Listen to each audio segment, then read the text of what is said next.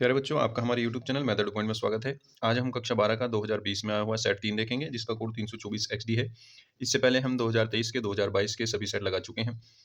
शायद एक सेट नहीं लगा, वो है 2023-2022 का एक FK सेट है 324 FK, क्योंकि वो मेरे अनसोल्ड में नहीं था, इस वजह से मैं नहीं कर पाया, क्योंकि मेरे पास वो नहीं है। तो अगर आपको उसमें कोई किसी भी क्वेश्चन में डाउट होता हो तो आप मुझसे पूछ सकते हैं, ईमेल पे कॉन्टैक्ट कर सकते हैं, ठीक है ना बच्चों? इंस्टाग्राम आईडी भी हमारी मैं लिंक दे दूँगा, वहाँ पर भी आप हमसे कॉन्टैक्ट कर सकते हैं, ठीक है बच्चों? चलिए शुरू करते हैं। अगर आपने अब तक चैनल को सब्सक्राइब नहीं किया है तो चैनल को सब्सक्राइब कर लीजिए, क्योंकि आने वाली वीडियो आपके लिए बहुत हेल्पफुल होंगी। चलिए शुरू करते हैं। देखिए बच्चों, पहला क्वेश्चन क्या कहता है, ये कह रहा है कि निम्नलिखित सभी खंडों को हल कीजिए, ठीक है ना? आपको 5 बहुविकल्पीय मिलेंगे, आपको उसमें जो है सही आंसर आपको लिख देना है, ठीक है ना? देखिए पहला क्वेश्चन ये कह रहा है कि समुच्चय 1, 2, 3, 4 में संबंध R निम्न प्रकार परिभाषित है। वो संबंध R इस जैसा है। देखिए आपके पास कोई सेट है, मान लीजिए वो सेट A है। वो सेट A है 1, 2, 3, 4, ठीक है ना? और आपके पास कोई रिलेशन है, वो रिलेशन उसने ऐसा बना दिया कि 1, 2, 2, और 1, 1, 4, 4, 1, 3, 1, 3, 3, और 3, 2, ठीक है? ये उसने एक ऐसा रिलेशन बना दिया। अब आपको ये चेक करना है कि ये संबंध समतुल्य, सममित और संक्रामक चेक करना है, ठीक है ना? देखिए, पहले का क्या है ये? इसमें हम क्या करेंगे, देखिए, हमारे पास सबसे पहले होता है समतुल्य। समतुल्य की क्या कंडीशन होती है? आपको ये एक एलिमेंट उठा करके चलो, मान लीजिए हमने कोई A एलिमेंट उठाया है, तो वो A, जो है वो उस R में होना चाहिए, ठीक है ना? इसके हर एलिमेंट के लिए for all A belongs to capital A, यानी आप इसके हर एलिमेंट के लिए ये A, इस R में होना चाहिए, ठीक है ना? अब देखिए, मेरे पास मैं इसमें से 1 उठा लूँ तो 1, 1 भी है, 2 उठा लूँ तो 2, 2 भी है, कहाँ पे? ये रहा। 3, 3 कहाँ पे? ये रहा। 4, 4 कहाँ पे? ये रहा। यानी इसके सारे एलिमेंट जो अपने आप से रिलेटेड हैं, ऐसा रिलेशन वेरीफाई कर रहे हैं, ठीक है ना?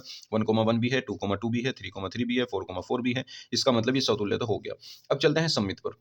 सममित में क्या होगा? देखिए, अगर इसमें आपको 1, 1 तो मिल जाता है यहाँ पर, 2, 2 भी मिल जाता, 3, 3 भी मिल जाता और 4, 4 ना होता, तो ये हम समतुल्य मना कर देते, क्योंकि हर एलिमेंट के लिए ये कंडीशन सैटिस्फाई होनी चाहिए, ठीक है ना? इसके। अब सममित के लिए आ जाओ। सममित में क्या होगा? हमें 2 एलिमेंट ऐसे उठा करके चलने हैं कि जिनमें ये रिलेशन सैटिस्फाई करता हो।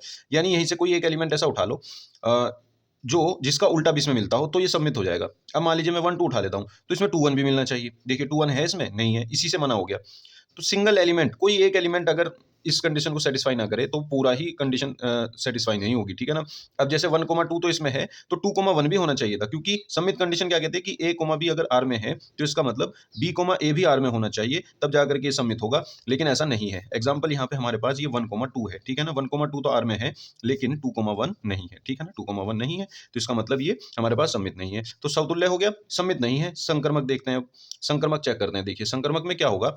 हमारे पास दो एलिमेंट उठा के हमें चलने होते हैं। कैसे? 3 element. A, B belongs to R होना चाहिए और उसके साथ जो यहाँ पे सेकंड वाला है वो इसका पहला होना चाहिए। B, C belongs to R होना चाहिए। ये 2 कंडीशन वेरीफाई हो। यानी ये पहले से ही ऐसे 2 एलिमेंट आपको इसमें से उठा करके लेके चलने हैं। फिर आपको तीसरा मिल जाना चाहिए, यानी इसका पहला और इसका लास्ट A, C मिल जाना चाहिए R में। अगर ऐसा है तो ये कंडीशन सेटिस्फाई हो जाएगी। मान लीजिए आपके पास 1, 2 है, इसके साथ 2, 1 तो मिल नहीं रहा, तो यही नहीं मिल रहा, तो आपको ऐसे 2 एलिमेंट तो उठानी है, 3 एलिमेंट जो इस कंडीशन को सेटिस्फाई करते हो, है ना? तो अब मान लीजिए हम ये उठा लेते हैं। हाँ, ये उठा लेते हैं 1, 2 और 2 के साथ 2, 2।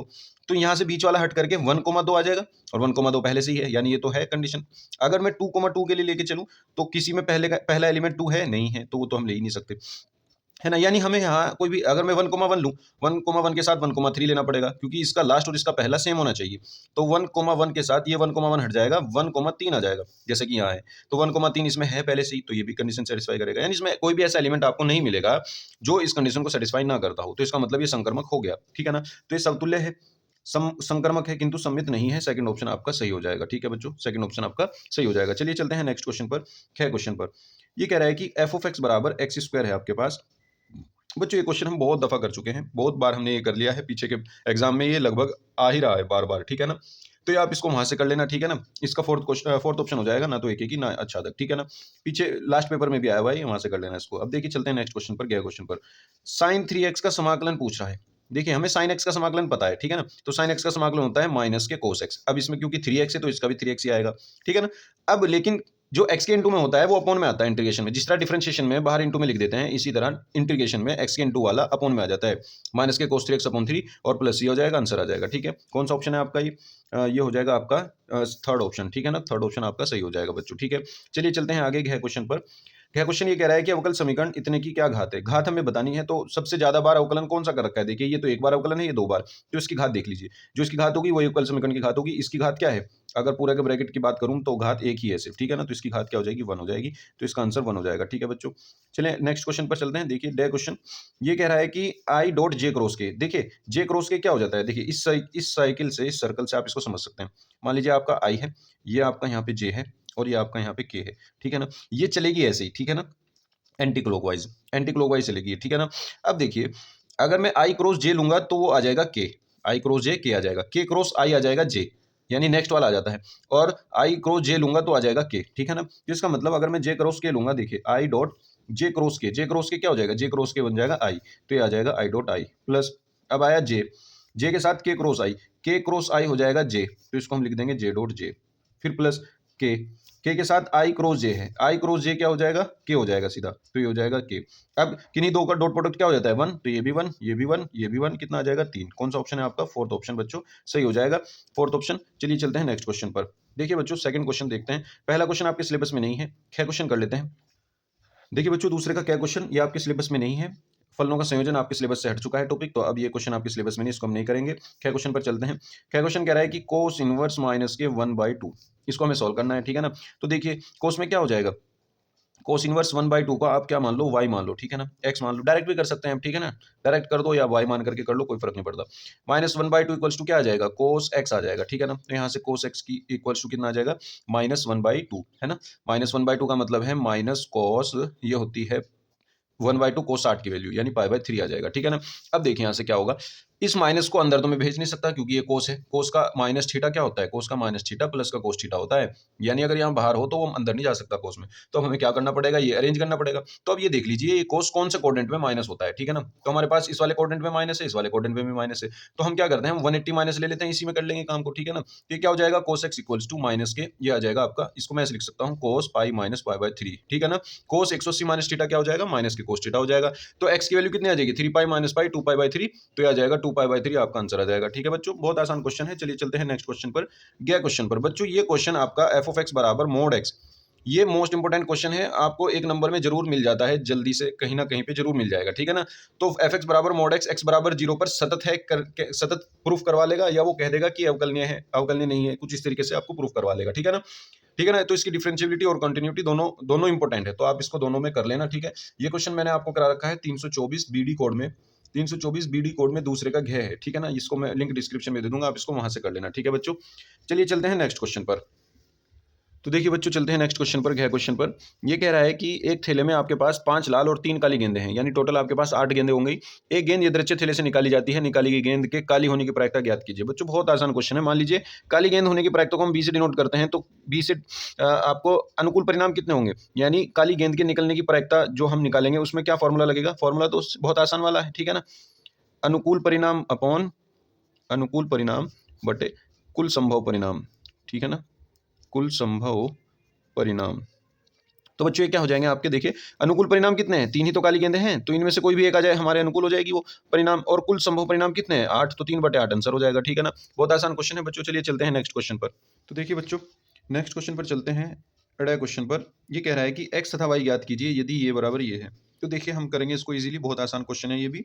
यहाँ पे ये 0 है, ये x है, प्लस y 0 1 2, ये एक मैट्रिक्स हो गई, और इक्वल्स टू है 5 6 1 8, ठीक है ना।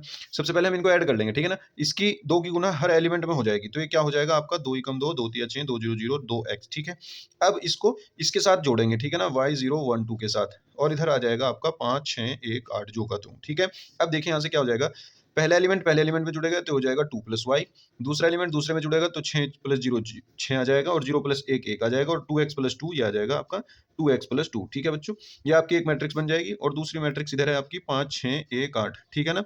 अब देखिए पहले एलिमेंट के इक्वल होगा, जब दो मैट्रिक्स आपस में इक्वल होती हैं तो इनका हर एलिमेंट के इक्वल होता है, ठीक है ना। तो ये क्या हो जाएगा 2 + y = 5 आ जाएगा, और दूसरा ये 2x + 2 = 8 आ जाएगा, तो ठीक है ना बच्चों, देखिए यहाँ से क्या हो जाएगा, ये पहला एलिमेंट के इक्वल हो जाएगा, दूसरा दूसरे के इक्वल, तीसरा तीसरे के, ये वाला इसके इक्वल हो जाएगा। इसको रख देंगे, यहाँ से y की वैल्यू कितनी आ जाएगी, 5 में से 2 गया 3, और यहाँ से 2 इधर जाएगा, 8 में से 2 गए 6 बचे, और 2 अपॉन में जाएगा तो 2 तिया 6 आ जाएगा, 3 वैल्यू आ जाएगी, x की वैल्यू भी 3 आ गई, y की वैल्यू भी 3 आ गई। ठीक है ना बच्चों, आसान क्वेश्चन है। चलिए चलते हैं नेक्स्ट क्वेश्चन पर, तीसरे क्वेश्चन पर। ये कह रहा है तीसरे का क्या है, ये आपके सिलेबस में नहीं है, फलनों का संयोजन वाले क्वेश्चन, ठीक है ना, इसको हम नहीं करेंगे। ख क्वेश्चन पर चलते हैं बच्चों, देखिए बहुत आसान क्वेश्चन है ख भी। कह रहा है कि सिद्ध कीजिए ई और एफ दो स्वतंत्र घटनाएं हैं, तो ई डैश और एफ डैश भी स्वतंत्र घटनाएं होंगी।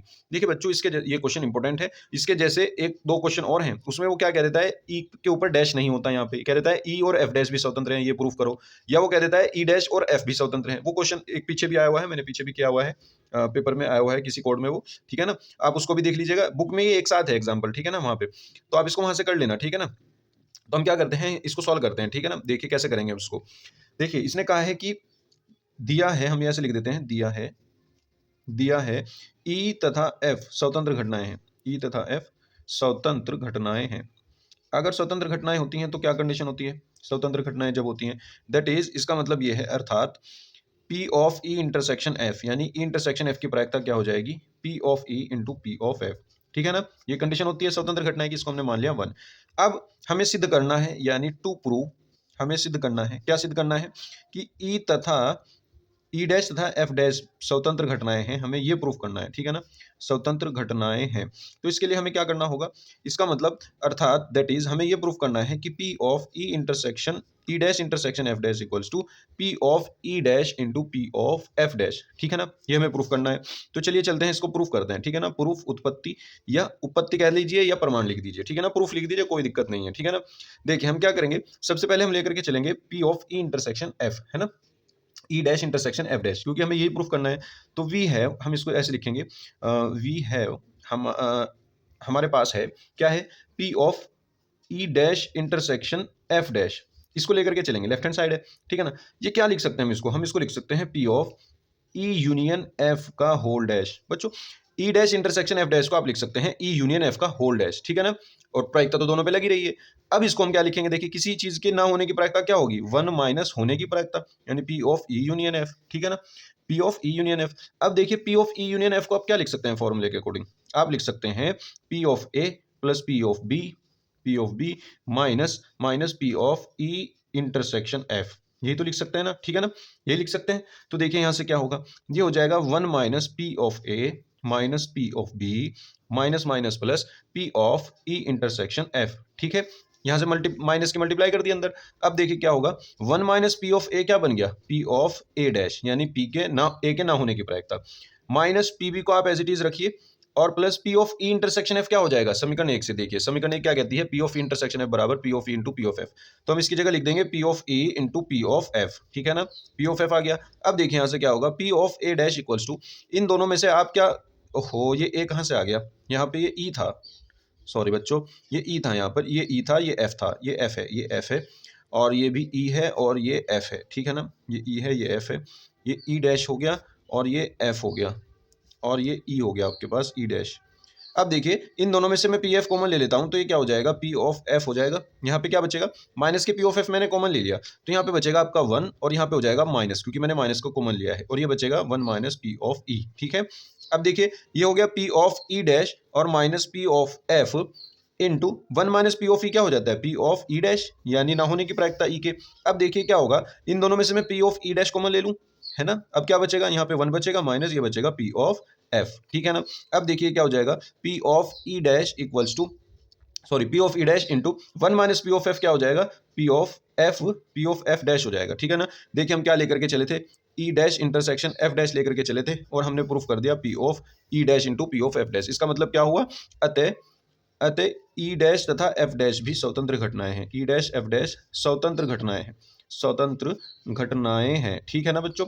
उम्मीद करता हूं आप समझ गए होंगे। चलिए चलते हैं नेक्स्ट क्वेश्चन पर। तो देखिए बच्चों नेक्स्ट क्वेश्चन पर चलते हैं। नेक्स्ट क्वेश्चन आपका गया क्वेश्चन, ये आपके सिलेबस में नहीं है, गया क्वेश्चन पर चलते हैं, ठीक है ना बच्चों। देखिए तीसरे का क्या है बच्चों, ये कह रहा है कि एक्स वाई और जेड अक्षों की द्विकोजाएं ज्ञात कीजिए। देखिए मान लीजिए आपके पास ये एक्स एक्सिस है, ये वाई एक्सिस और ये जेड एक्सिस है, ये एक्स एक्सिस हो गई, ये वाई एक्सिस हो गई, ये जेड एक्सिस हो गई। तो जब भी आपको किसी एक्सिस की या किसी रेखा की आपको द्विकोजाएं निकालनी होती हैं, तो आप क्या करते हैं, आप उसका एक्स एक्सिस के साथ एंगल लेते हैं, वाई एक्सिस के साथ एंगल लेते हैं और जेड एक्सिस के साथ एंगल लेते हैं, ठीक है ना। तो उसे और उस एंगल को आप क्या रख देते हैं, कोस अल्फा के साथ, कोस बीटा के साथ और कोस गामा के साथ। ये आपकी द्विकोज्याएं होती हैं, ठीक है ना। द्विकोज्याएं आपकी होती हैं किसी भी रेखा की, बस उस रेखा का एक्स एक्सिस के साथ एंगल जो होगा वो अल्फा होगा, वाई एक्सिस के साथ जो एंगल होगा वो बीटा होगा, जेड एक्सिस के साथ जो एंगल होगा वो गामा होगा, ठीक है ना। तो यहाँ पे ये कह रहा है कि एक्स एक्सिस और वाई एक्सिस और जेड एक्सिस का ही निकालना है। तो जब एक्स एक्सिस की द्विकोज्याएं निकालने के लिए हम जाएंगे तो एक्स एक्सिस के साथ कोण क्या होगा, एक्स एक्सिस के साथ कोण क्या होगा, हम लिखेंगे एक्स अक्ष एक्स वाई तथा जेड एक्स के साथ कोण तथा जेड अक्षों के साथ कोण। तो देखिए जब इस एक्स एक्सिस का हम इसके साथ ही कोण लेंगे तो वो तो जीरो आएगा, 0 डिग्री बिल्कुल, ठीक है ना। वाई एक्सिस के साथ लेंगे तो ये आपस में परपेंडिकुलर है, 90 डिग्री के कोण पे है, तो वाई एक्सिस के साथ इसका 90 डिग्री का कोण हो जाएगा और जेड एक्सिस के साथ भी इसका 90 डिग्री का कोण हो जाएगा, ठीक है ना, क्योंकि ये आपस में सारी तीनों एक दूसरे के लंबवत हैं, ठीक है ना। तो ये 0 90 और 90 हो गया। तो इसका मतलब अगर मैं इसकी द्विकोज्याएं निकालूं तब एक्स अक्ष की द्विकोज्याएं। बच्चों बैकग्राउंड म्यूजिक के लिए मैं आपसे माफी चाहता हूँ, ये पड़ोस में ही जो है थोड़ा सा डीजे बज रहा है, तो उसकी वजह से हमें परेशानी हो रही है हल्की फुल्की सी, लेकिन कोई दिक्कत नहीं है, हम पढ़ लेंगे, आप भी पढ़ लेंगे, मुझे पूरी उम्मीद है, ठीक है ना। हल्की फुल्की आपको आवाज आएगी, तो उसके लिए मैं माफी चाहता हूँ। तो देखिए एक्स अक्ष की द्विकोज्याएं क्या होंगी, एक्स अक्ष की द्विकोज्याएं हो जाएंगी आपके पास कोस 0, कोस 90 और ये भी कोस 90, ठीक है ना। तो ये क्या हो जाएगा, ये हो जाएगा कोस 0 का मान 1 होता है, कोस 90 का मान 0, कोस 90 का मान 0। तो आपकी ये द्विकोज्याएं होंगी एक्स एक्सिस की। इसी तरीके से आप वाई एक्सिस की निकालेंगे, जब वाई एक्सिस के साथ निकालेंगे कोण इसी तरह लिखेंगे, वाई अक्ष का एक्स वाई जेड अक्षों के साथ कोण, तो ये तो 90 डिग्री हो जाएगा। वाई अक्ष का एक्स एक्सिस के साथ कोण होता है ये वाला, ये तो 90 डिग्री हो जाएगा, ये 0 हो जाएगा क्योंकि वाई अक्ष का वाई अक्ष के साथ 0 डिग्री लेंगे, फिर बीच में 0 लेंगे, ये भी 90 हो जाएगा जेड के साथ, ठीक है ना। तो अगली बार जब एंगल लेंगे तो अगली बार एंगल आपके आएंगे 90, 0 और 90, ये आएंगे एंगल। और जब आप द्विकोज्याएं निकालोगे इसके अकॉर्डिंग द्विकोज्याएं निकालोगे तो कोस 90 की वैल्यू 0, ये 1, कोस 0 की वैल्यू 1, कोस 90 की वैल्यू फिर 0 आ जाएगी। फिर इसी तरह जेड एक्सिस के साथ, जब जेड एक्सिस के साथ एंगल लोगे तो 90 डिग्री और ये हो जाएगा 0 डिग्री, इसके अकॉर्डिंग द्विकोज्याएं हो जाएंगी आपकी, ये भी 0, ये भी 0 और ये 1, ठीक है ना। ये आपका इजी हो जाएगा, पूरा कंप्लीट हो जाएगा, ठीक है बच्चों, आप पूरा इसको कर दीजिएगा। चलिए चलते हैं नेक्स्ट क्वेश्चन पर बच्चों। देखिए नेक्स्ट क्वेश्चन क्या कहता है, फोर्थ का क्या क्वेश्चन आपके सिलेबस में नहीं है, इसको हम नहीं करेंगे, द्विआधारी संक्रिया वाला है ये, हम करेंगे फोर्थ का ख क्वेश्चन। ये कह रहा है कि ए का बी पर प्रक्षेप ज्ञात कीजिए, बहुत आसान क्वेश्चन है। मान लीजिए आपके पास ए वेक्टर ये है 2i cap plus 3j cap और प्लस 2k कैप, ये आपके पास कोई वेक्टर है, कोई दूसरा वेक्टर है बी, वो है i vector plus 2j vector plus k vector, ठीक है ना। हमें क्या करना है, ए का बी पर प्रक्षेप निकालना है, ए का बी पर प्रक्षेप।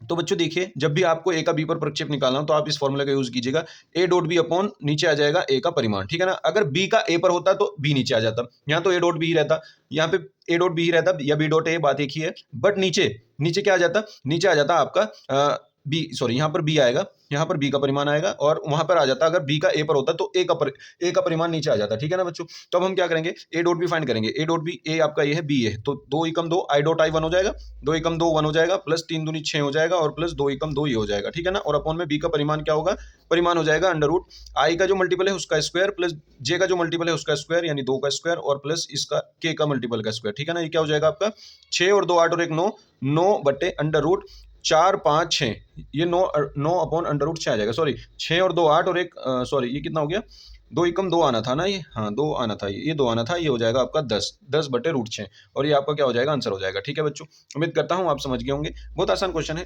चलिए चलते हैं नेक्स्ट क्वेश्चन पर, गै क्वेश्चन पर। बच्चों गै क्वेश्चन हम आपको पहले भी करा चुके हैं, ये हमने कहाँ कराया आपको, y बराबर साइन इनवर्स x वाला, ये कराया हमने 324 BC कोड में, आपको तीसरे का क्या वहाँ पे हमने कराया है आपको, आप मैं लिंक डिस्क्रिप्शन में दे दूंगा, आप इसको वहां से कर लीजिएगा, ठीक है ना।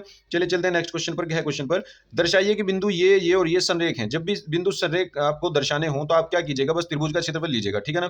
त्रिभुज का क्षेत्रफल लेंगे, त्रिभुज का क्षेत्रफल कैसे करेंगे, त्रिभुज का क्षेत्रफल होता है 1/2 और सारणिक बना लेते हैं। अब जो इसने ये कोऑर्डिनेट दिए हैं इनको लिखिए a b प्लस सी, दूसरा b c प्लस a, तीसरा c a प्लस b और तीसरी जो कॉलम है उसको हम 1 1 1 दे देते हैं, ठीक है ना। इसको सॉल्व कर लीजिए, त्रिभुज का क्षेत्रफल क्या आ जाएगा, 0 आ जाएगा, अगर 0 आ गया तो ये संरेख प्रूफ हो जाएंगे, ठीक है ना। तो हम करते हैं 1/2, इसको सॉल्व करेंगे, देखिए ए इंटू ये गया, इसके सापेक्ष इसको सॉल्व करेंगे, ठीक है ना।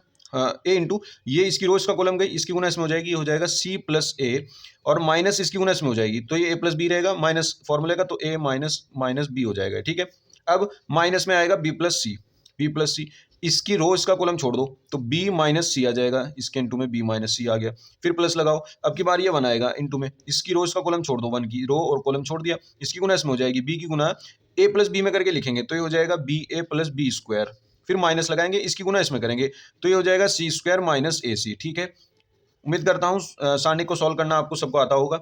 देखिए बच्चों ये क्या हो जाएगा 1/2, ये देखिए अब इस ए से कैंसिल आउट हो गया, ये बना आपका ए सी माइनस बी ए, है ना, ए सी माइनस बी ए, या ए बी लिख लीजिए, माइनस ये B plus C B minus C, तो B square minus C square होता है ना, B square minus C square, बाहर पे माइनस है तो ये हो जाएगा B square plus C square, यहाँ से क्या हो जाएगा plus B A plus B square minus C square minus A C, ये पूरा जू का तू लिख दिया हमने 1 में गुना करके। तो देखिए ए सी से ए सी कैंसिल आउट, बी ए से बी ए कैंसिल आउट, बी स्क्वायर से बी स्क्वायर, सी स्क्वायर से सी स्क्वायर, सारा जीरो हो गया। तो ओवरऑल 1/2 की गुना जब हम जीरो में करेंगे तो ये क्या हो जाएगा, ये भी जीरो हो जाएगा।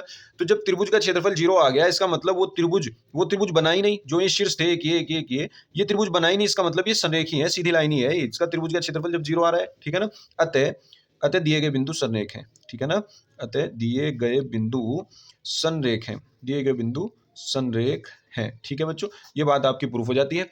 उम्मीद करता हूं आप समझ गए होंगे। चलिए चलते हैं नेक्स्ट क्वेश्चन पर। तो देखिए बच्चों, चलिए चलते हैं नेक्स्ट क्वेश्चन पर, 5वें क्वेश्चन पर चलते हैं, 5th क्वेश्चन पर। ये आपके सिलेबस में नहीं है पहला क्वेश्चन, ठीक है ना, ये उसने टॉपिक तो दे रखा है लेकिन इसके क्वेश्चन नहीं है, तो ये क्वेश्चन भी नहीं होगा, ठीक है ना, आपके सिलेबस में अब ये नहीं है, इसकी एक्सरसाइज पूरी कर चुकी है। चलिए चलते हैं नेक्स्ट क्वेश्चन पर, ख क्वेश्चन पर चलते हैं।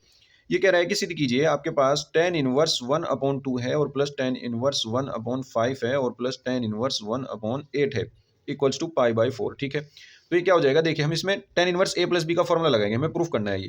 तो हम क्या करेंगे, हम इसमें ये वाला फॉर्मूला लगाएंगे, tan inverse a plus tan inverse b क्या होता है, अगर आपको पता हो तो मैं बता दूं, tan inverse a plus B upon 1 minus A B, ठीक है ना, ये आपका फॉर्मूला होता है, इसका यूज हम यहाँ पे करेंगे। ठीक है, तो हम क्या करते हैं, लेफ्ट हैंड साइड उठाते हैं, लेफ्ट हैंड साइड उठाने के बाद इसमें tan inverse a plus tan inverse b मान करके इसमें हम ये फॉर्मूला लगा देते हैं, tan inverse a plus b upon 1 minus a into B. ठीक है ना, ये हो गया, प्लस में tan inverse 1/8 as it is रहेगा। अब चलते हैं आगे, देखिए ये हो जाएगा आपका tan इनवर्स 1/2 प्लस 1/5, ये कितना हो जाएगा, जब आप इसका एलसीएम लोगे, 5 यहाँ पर 2 यहाँ पर, 5 और 2 7, 7 बटे एलसीएम इनका 10 आएगा, अपॉन 5 दूनी 10, 10 यहाँ पर 10 माइनस 1 आ जाएगा, 10 में से 1 गया 9, 9 बटे 10 आ जाएगा यहाँ पर। ठीक है, और प्लस ये आ जाएगा tan इनवर्स 1/8। ठीक है, अब 10 से 10 कैंसिल आउट हो जाएगा, यहाँ पे क्या बचेगा, यहाँ पे बचेगा tan inverse 7/9 plus tan inverse 1/8 बचेगा। ठीक है, अब यहाँ पे फिर दोबारा यही फॉर्मूला लगाएंगे tan inverse a plus B का, तो यहाँ पे क्या हो जाएगा, tan inverse a plus B upon 1 minus a into B. ठीक है ना, ये आ जाएगा बच्चों आपके पास।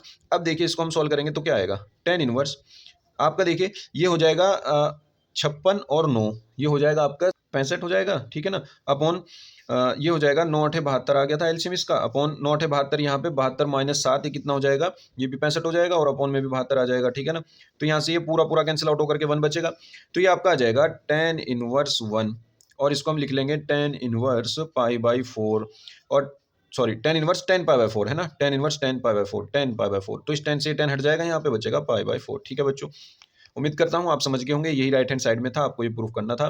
चलिए चलते हैं नेक्स्ट क्वेश्चन पर बच्चों, गया क्वेश्चन देखते हैं, गया क्वेश्चन, क्योंकि गया क्वेश्चन आपके सिलेबस में अब नहीं है, इसको हम नहीं करेंगे।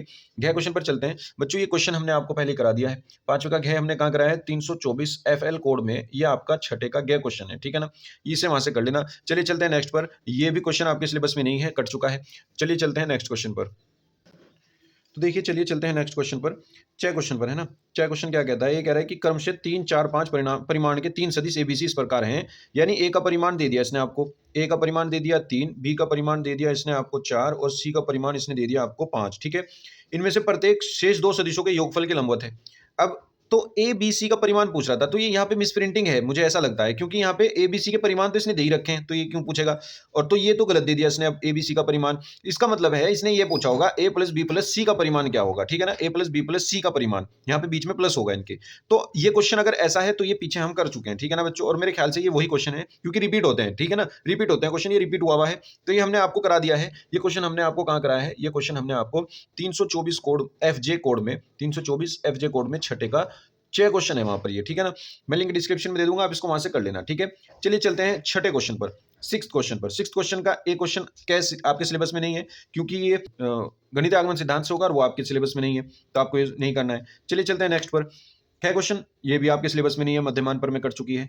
गया क्वेश्चन, ये भी आपके सिलेबस में नहीं है, समतल वाले सब कट चुके हैं। अब चलते हैं गया क्वेश्चन पर। देखिए 6ठे का गया क्वेश्चन बच्चों, छठे का है क्वेश्चन, सारे रिपीट हो रहे हैं बच्चों, सारे क्वेश्चन रिपीट हो रहे हैं। तो आपको ये देखना है कि क्वेश्चन कितने ज्यादा रिपीट हो रहे हैं, ठीक है ना। ज्यादातर क्वेश्चन पीछे आप कर चुके हैं, ठीक है। तो हम यहाँ पर दोबारा दोबारा कराकर आप टाइम वेस्ट नहीं करेंगे, ठीक है ना। आप इनको पीछे से कर सकते हैं, मैं लिंक डिस्क्रिप्शन में दे दूंगा, आप बस क्लिक करना, डायरेक्ट वहीं पर पहुंच जाओगे, ठीक है ना। देखिए घ क्वेश्चन ये भी हम कर चुके हैं, ये हमने कहा किया है 6 का घ क्वेश्चन, ये हम कर चुके हैं 324 FG कोड में, 324 FG कोड में 6th का ग है ये, ठीक है ना। इसको वहां से आप कर लेना, मैं लिंक डिस्क्रिप्शन में दे दूंगा। अब चलते हैं अडाय क्वेश्चन पर। बच्चों ये अडाय क्वेश्चन जो है ये आपके सिलेबस में नहीं है क्वेश्चन, ठीक है ना।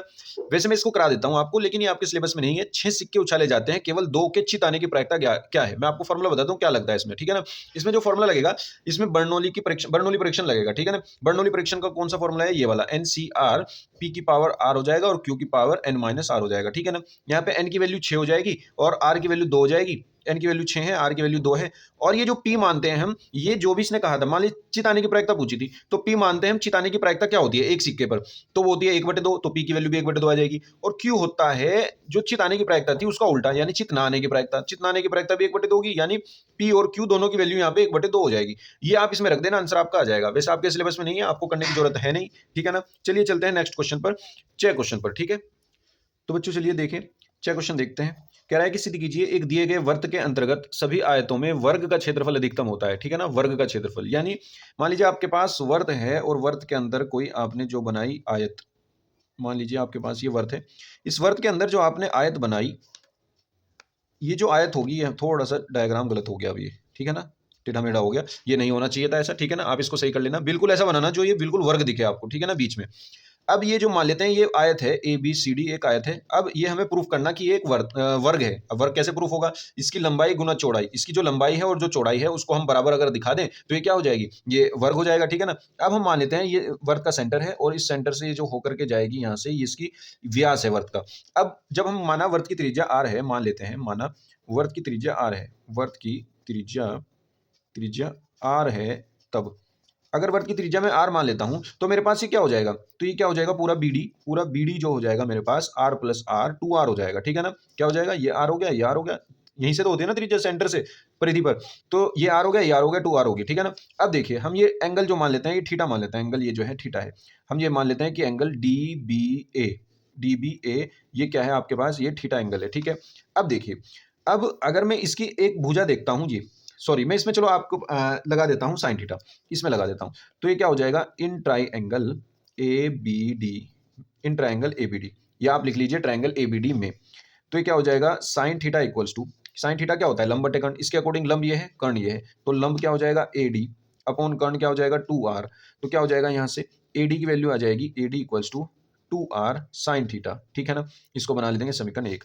अब चलते हैं आगे, इसमें कोस थीटा लगाते हैं, इसी में ही, इसी ट्राइंगल में। कोस थीटा क्या होता है, आधार बटे कर्ण। तो देखिए ये आधार है, ये कर्ण है, तो आधार बटे कर्ण क्या हो जाएगा, AB अपॉन कर्ण यानी 2R। तो यहाँ से क्या हो जाएगा, यहाँ से हो जाएगा AB इक्वल्स टू, ये हो जाएगा 2R कोस थीटा, ठीक है ना। ये बन जाएगी आपके पास दूसरी इक्वेशन। अब 2 इक्वेशन आपके पास बन गई। अब ये जो है AD आपके पास इसकी लंबाई हो जाएगी, या चौड़ाई मान लो, ये लंबाई मान लो, ठीक है ना। तो ये क्या हो जाएगा, तब अब हम मानते हैं आयत का क्षेत्रफल। आयत का क्षेत्रफल क्या होता है, आयत का क्षेत्रफल। अब आयत का जो क्षेत्रफल होता है वो तो लंबाई गुना चौड़ाई होता है ना। हम लिख देंगे A इक्वल्स टू लंबाई गुना चौड़ाई, यानी AB गुना AD कर देते हैं, ठीक है ना। अब ये जो क्षेत्रफल होगा, इसका जो क्षेत्रफल होगा आयत का, ये जो जब हम निकालेंगे ये महत्तम आएगा। तो देखिए हम कैसे करते हैं इसको, देखिए अभी हमें नहीं पता है ये वर्ग है या नहीं है, ठीक है ना। अभी हम आयत का लेकर के चलेंगे क्षेत्रफल। तो ये क्या हो जाएगा, A इक्वल्स टू AB की वैल्यू आपके पास कितनी है, 2R कोस थीटा, ये हो जाएगा 2R कोस थीटा और ये हो जाएगा 2R साइन थीटा, ठीक है। अब यहाँ से देखिए ये हो जाएगा A इक्वल्स टू, यहाँ पे एक मैं 2 बाहर रखता हूँ, R स्क्वायर बाहर रखता हूँ, एक लगा देता हूँ 2 sine theta into cos theta, ठीक है, कोई फर्क नहीं पड़ा। देखिए तो क्या हो जाएगा, A equals to 2R square sine 2 theta बन जाएगा, ठीक है ना, साइन 2 थीटा बन गया। अब यहाँ से ये क्षेत्रफल आ गया आपका। अब इसमें क्या करो आप, इसका अवकलन कर दो, DW/R2 थीटा, थीटा की रिस्पेक्ट में क्या हो जाएगा, DA अपॉन डी थीटा आ जाएगा आपका। ये हो जाएगा 2R स्क्वायर तो कांस्टेंट है, साइन 2 थीटा का हो जाएगा कोस 2 थीटा, और 2 थीटा का दोबारा करेंगे तो आ जाएगा 2, ठीक है ना।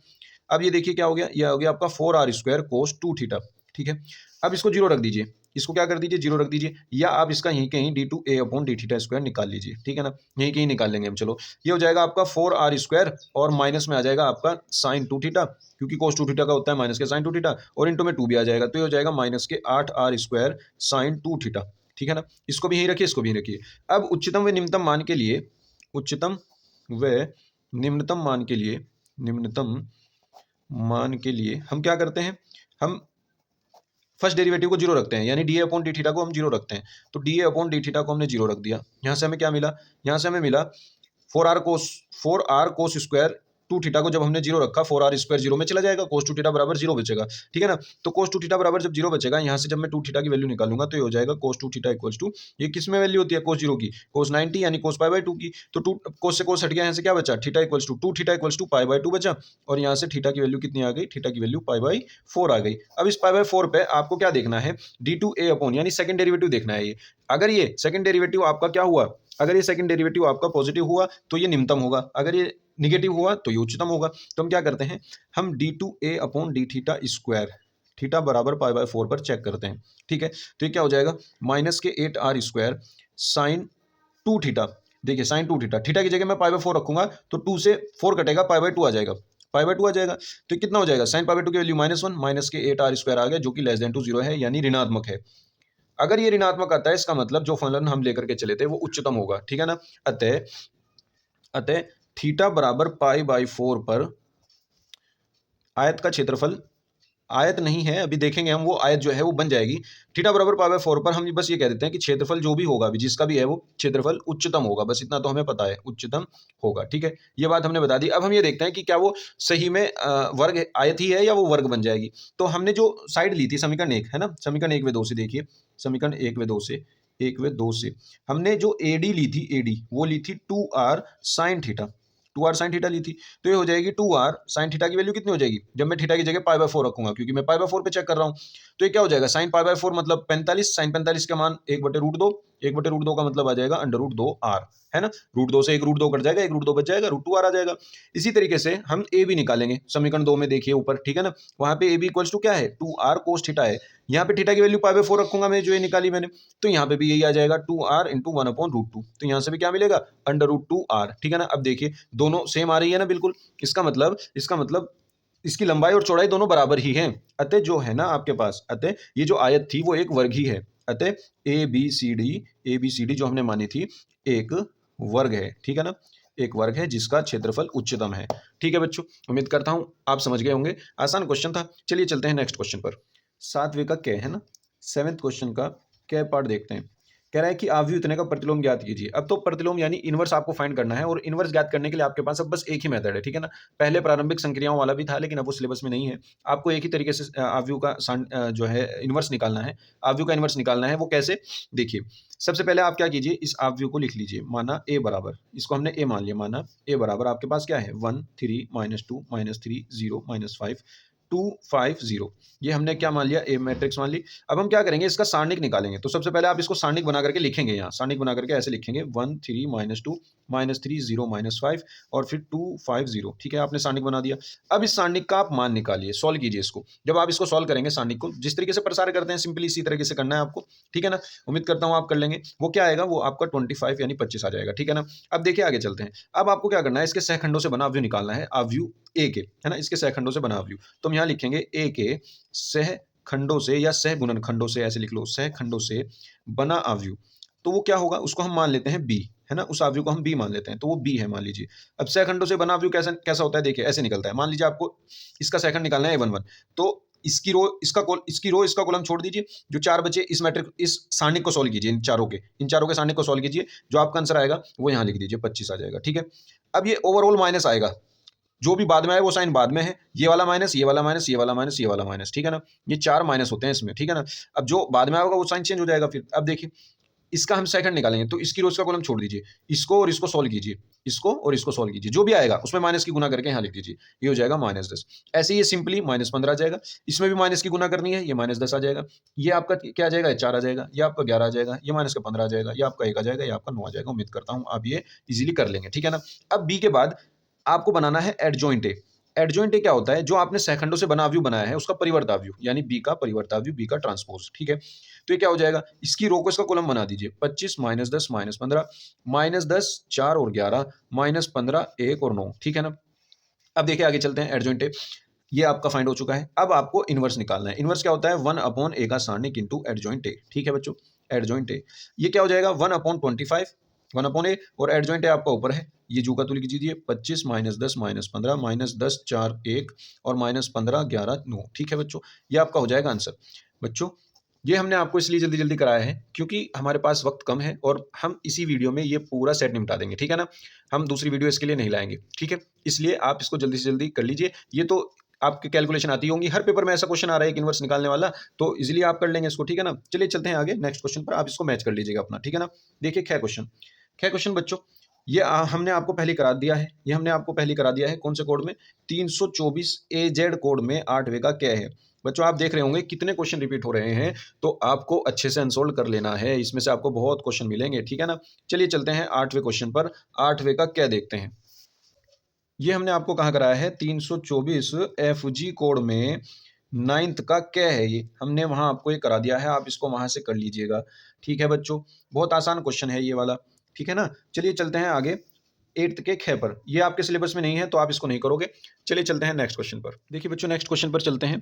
9th क्वेश्चन पर ये कह रहा है कि व्यवरोधों इतने के अंतर्गत इतने का न्यूनतम मान निकालिए, ठीक है ना। देखिए उद्देश्य फलन इसने ये दिया है 200x + 500y, इसका मान हमें न्यूनतम मान निकालना है। आपके पास दी गई असमीकाएं क्या है, दी गई असमीकाएं, दी गई असमीकाएं, इनको असमीका कहते हैं। ये हो जाएगी x + 2y > = 10, 3x + 4y <= 24 और x > y, y sorry x > 0, y > 0, ये आपकी जो दे रखी है उसने असमीकाएं दे रखी हैं, ठीक है ना। हम क्या करते हैं, इनको समीकरण रूप में लिख लेंगे सबसे पहले। समीकरण रूप में लिखने पर, समीकरण रूप में लिखने पर, तो समीकरण रूप में जब हम लिखेंगे तो क्या कैसी हो जाएंगे, x + 2y = 10 और 3x + 4y = 24, है ना। बस इसको मत लिखिएगा, बस दो को समीकरण रूप में लिख लीजिए, ठीक है ना। बस यहाँ पे इक्वल्स का साइन लगा लीजिए बीच में, बस बराबर लगा दिया, ये आपकी समीकरण बन गई। ये 4 हो गई, ये 5 हो गई, ठीक है। अब समीकरण 4 से चलिए, समीकरण 4 से, समीकरण 4 से, समीकरण 4 में हम क्या करेंगे, x = 0 रखकर y की वैल्यू, y = 0 रखकर x की वैल्यू, ये आपको निकालनी है और निकाल के दिखानी है। उसके बाद ये टेबल बनाइएगा, ठीक है ना। अब देखिए कैसे करेंगे इस टेबल में, आपने x की वैल्यू जब 0 रखी तो y की वैल्यू निकली होगी 5, वो यहाँ रख दीजिए। y की वैल्यू 0 रखी होगी तो x की वैल्यू निकली होगी 10, वो यहाँ रख दीजिए। यहाँ से आपको पॉइंट मिला एक 0,5, 0,5, दूसरा पॉइंट मिला आपको 10,0, 10,0, ठीक है। अब इसी तरह समीकरण 5 से चलो, समीकरण 5 से, समीकरण 5 से भी सेम इसी तरीके से आपको क्या करना है, दिखाना है उसे करके, x = 0 रखकर y की वैल्यू, y = 0 रखकर x की वैल्यू, ठीक है ना। वहां से आपके पास क्या आ जाएगा, जब x की वैल्यू 0 रखोगे तो y की वैल्यू 6 आ जाएगी, है ना। x की वैल्यू 0 रखोगे तो y की वैल्यू 6 आ जाएगी, y की वैल्यू 0 रखोगे तो x की वैल्यू 8 आ जाएगी, ठीक है ना। ये यहाँ से पॉइंट मिले आपके पास 0,6 और डी पॉइंट मिला आपको 8,0, ठीक है ना। इन दोनों पॉइंट को मिलाना है, इन दोनों पॉइंट को मिलाना है। अब चलिए हम बनाते हैं ग्राफ। तो देखिए बच्चों ये आपकी x एक्सिस हो गई, ये आपकी y एक्सिस हो गई, ठीक है ना। हम क्या करते हैं, देखिए 5 और 10, हाईएस्ट इसमें 10 है x एक्सिस पे और y एक्सिस पे हाईएस्ट 6 है, तो हम दो का डिफरेंस ले लेते हैं, 2 4 6 8 10। इसी तरह यहाँ पे 2 4 6 8 10, ठीक है ना। अब देखिए 0,5 ढूंढिए, 2 4 6 इनके बीच में 5, 0,5 ये रहा आपका a पॉइंट। अब b पॉइंट ढूंढिए 10,0, 10,0 आपका यहाँ मिलेगा, इन दोनों को मिला दीजिए, ठीक है ना। देखिए इन दोनों को जब हम मिलाएंगे तो क्या होगा, इन दोनों को हम मिला देंगे, ये आपकी एक लाइन ड्रॉ हो जाएगी, पहली लाइन, ठीक है ना। कौन सी लाइन है, ये पहली लाइन है, इसको हम लिख देंगे x + 2y = 10 वाली लाइन है ये, ठीक है ना। अब देखिए आगे दूसरा जो पॉइंट है ये वाला c और d, इनको मिलाना है, तो 0,6 ढूंढिए, 2 4 6, 0,6 ये रहा यहाँ पर, और 8,0 कहाँ है, 2 4 6 8, 8,0 ये रहा, इन दोनों को मिला दीजिए। तो जब इन दोनों को मिलाते हम लाइन ड्रॉ करेंगे तो ये क्या हो जाएगा, ये कुछ कुछ आपको ऐसा दिखेगा, ठीक है ना, ऐसा मिलेगा, ठीक है। ये आपकी दूसरी इक्वेशन है, ये आपका सी पॉइंट है, ये आपका डी पॉइंट है, और ये आपकी इक्वेशन है 3x + 4y = 24, ठीक है। अब देखिए आपको एक क्रॉस पॉइंट मिला है, चलो वो तो बाद में देखेंगे हम। अब हम ये देखेंगे कौन सा रीजन शेड करना है, इससे ये वाला, ये वाला, ये वाला या ये वाला, है ना। तो वो कैसे पता चलेगा, मूल बिंदु से। मूल बिंदु पर चलिए, मूल बिंदु पर, मूल बिंदु पर, मूल बिंदु क्या होता है, 0 0, है ना। तो आप अपनी असमीकाओं में जो इसने असमीकाएं दी हैं यहाँ पर x और y की जगह 0 0 रख दीजिए, 0,0, 0 > 10 आ जाएगा। तो जब 0 > 10 आ जाएगा आपका ये, तो ये बात सही है गलत है, ये बात है गलत, असत्य। 0 तो छोटा होता है 10 से, तो ये बात असत्य है। तो ये पहली इक्वेशन में रखे थे, यानी पहली समीकरण कौन सी थी, ये वाली, तो इसके ओरिजिन से दूसरी साइड, ये ओरिजिन है मूल बिंदु, मूल बिंदु से दूसरी साइड ड्रॉ होगा, यानी इसके अगर ये सत्य आ जाती तो इससे मूल बिंदु की तरफ ड्रॉ करते, शेड कर दे। और अगर ये बात गलत आई है तो इससे मूल बिंदु के अपोजिट साइड, तो मूल बिंदु के अपोजिट साइड यानी इस लाइन के ऊपर ड्रॉ करना पड़ेगा हमें, ऊपर की तरफ, ठीक है ना। अब देखिए चलते हैं आगे, इसका भी पता कर लेते हैं। दूसरी जो लाइन है, पहली तो हो गई, दूसरी लाइन ये वाली है, इसका पता कर लेते हैं। दूसरी लाइन में भी हम x0 y0 रखेंगे तो ये आ जाएगा 0 ≤ 24। ये बात सही है, सत्य है ये बात। अगर ये बात सत्य है तो इस वाली लाइन से ओरिजिन की तरफ शेड करेंगे, यानी इससे नीचे की साइड। तो ऐसा रीजन, ऐसा क्षेत्र आपको ढूंढना है जो इस लाइन से ऊपर हो, इस लाइन से नीचे हो। अब देखिए, इस लाइन से ऊपर और इस लाइन से नीचे, इस वाली लाइन से नीचे, इससे नीचे, इससे नीचे, इससे ऊपर, सिर्फ ये वाला रीजन है और आपको पहले क्वाड्रेंट में मिलेगा, ठीक है ना, पहले क्वाड्रेंट में मिलेगा। तो बस ये रीजन आपको मिला और 3 पॉइंट मिले, ए, सी और ये डी, ये वाला ई। ये ई कैसे मिलेगा? इसकी इक्वेशन और इसकी इक्वेशन, यानी इन दोनों इक्वेशन को आपस में हल करके ये पॉइंट आएगा। और वो पॉइंट क्या आएगा वो हमने फाइंड कर रखा है, वो आ जाएगा 4,3। आपके पास सी पॉइंट पहले से है 0,6 और ए पॉइंट पहले से है 0,5। इन ये 3 बिंदु आपके शीर्ष बिंदु बन जाएंगे। अब इन 3 बिंदु पे आपको जेड का मान देखना है, ठीक है ना। तो हम क्या लिखेंगे, यहाँ पे एक टेबल बनाएंगे ऐसी, शीर्ष बिंदु के साथ हम यहाँ पे लिखेंगे जेड क्या है आपके पास 200x + 500y, ठीक है। यह हमने जेड लिख दिया। अब यहाँ पे तीनों बिंदु लिख लीजिए, 0,5, 0,6, 4,3, तीनों बिंदु लिख लिए। तीनों बिंदु से हमें क्या निकालना है, x और y की वैल्यू रख के यहाँ पे वैल्यू निकालनी है। तो 0, ये तो पूरा 0 हो जाएगा। 5 की वैल्यू यहाँ रखेंगे तो ये 5 पंजे 25, 2500 हो जाएगा, ठीक है ना। इसी तरीके से दूसरा निकालेंगे, 6 पंजे 30, ये 3000 हो जाएगा। और ये वाला हो जाएगा 4 दूनी 8 और 5 तिया 15, 15 और 8 ये हो जाएगा 2300। ये हो जाएगा आपका 2300। इनमें मिनिमम कौन सा है, न्यूनतम ढूंढना है हमें, तो न्यूनतम हो जाएगा आपका ये, ठीक है बच्चों। अब आप क्या लिखोगे, जेड का न्यूनतम मान बिंदु 4,3 पर 2300 है, ठीक है ना। क्या हो जाएगा, 2300 है, ठीक है बच्चों। उम्मीद करता हूं आप समझ गए होंगे, बहुत आसान क्वेश्चन था।